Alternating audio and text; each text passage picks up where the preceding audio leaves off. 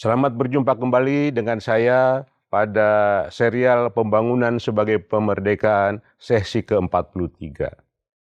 Pada dua sesi sebelumnya, saya menyampaikan ekonomi dari lahan atau dalam literatur sering dikatakan land resource economics dengan core pembahasan atau fokus pembahasan land rent. Dan land rent ini sama dengan pendapatan dari bunga bank, bunga uang, berupa unearned income. Pendapatan yang diperoleh bukan dari hasil kerja. Sekarang Bapak Ibu sekalian, saya ingin menyampaikan suatu fenomena yang kelihatannya menurut pendapat saya jarang dibahas dengan baik, yaitu hubungan kepadatan penduduk atau jumlah penduduk dengan luas lahan per petani. Bapak Ibu sekalian, dalam konsep land resource economics, dalam konsep land rent, kita bisa melihat sebetulnya bagaimana grafik-grafik menurut rent dari sebidang tanah.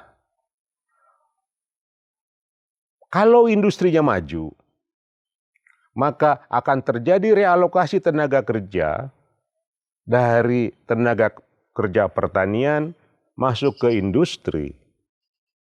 Oleh karena itu, tidak benar hipotesa atau pendapat yang mengatakan makin banyak penduduk, maka lahan per petani makin sempit, atau makin banyak penduduk terjadi proses guremisasi. Itu suatu pandangan yang perlu dikoreksi, bahwa kalimat tersebut benar apabila industrinya tidak berjalan. Apabila sebagian besar pendapatan masyarakatnya bukan dari otak, tapi dari tanah, maka guremisasi terjadi. Bapak Ibu sekalian, dalam tempo kurang lebih 150 tahun, penduduk Amerika meningkat 800%. Tetapi apakah luas lahan per petaninya menurun? Tidak. Luas lahan per petani di sana meningkat. Sekarang rata-ratanya kurang lebih 200 hektar. Jumlah petaninya memang tinggal kurang lebih 1-2% dari populasi, tetapi pertanian tidak melemah, bahkan menguat. Tenaga kerja fisik disubstitusi oleh alat dan mesin. Apalagi zaman sekarang dengan robotik katakanlah.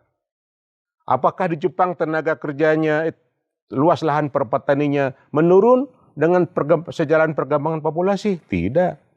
Di Hokkaido tahun 65 data menunjukkan rata-rata per petani kurang lebih 5 hektar. Sekarang sudah hampir 20 hektar, kurang lebih 20 hektar. Meningkat juga. Di Eropa Barat juga sama. Jadi statement bahwa guremisasi layak terjadi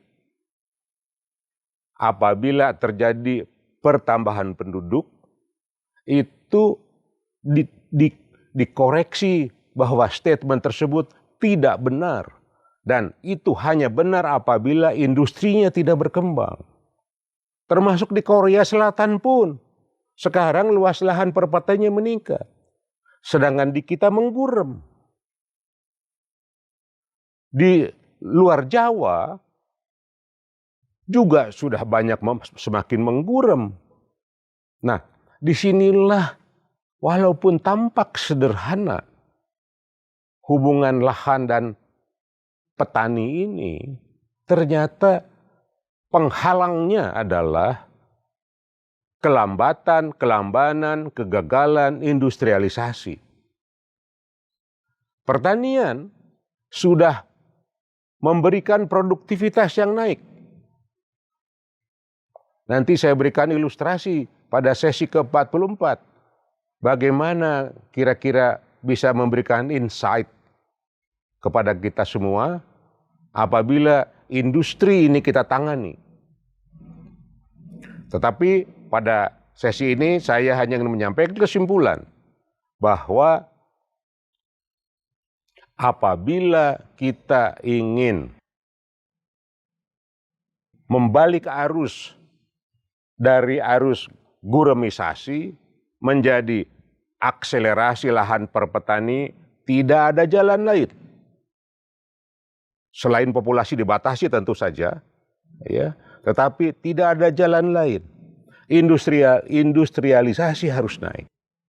Dan industrialisasi hanya akan terjadi apabila masyarakat kita, budaya berpikir kita, sudah bisa lepas dari budaya ekonomi dualistik, sudah bisa melepaskan diri dari masyarakat yang mencari sumber dari pendapatan bukan hasil bekerja atau rent, menjadi masyarakat yang berbudaya industri. Disitulah kita akan mendapatkan manfaat organisasi negara ini untuk sebesar-besarnya kemakmuran rakyat sesuai dengan amanah konstitusi kita. Terima kasih.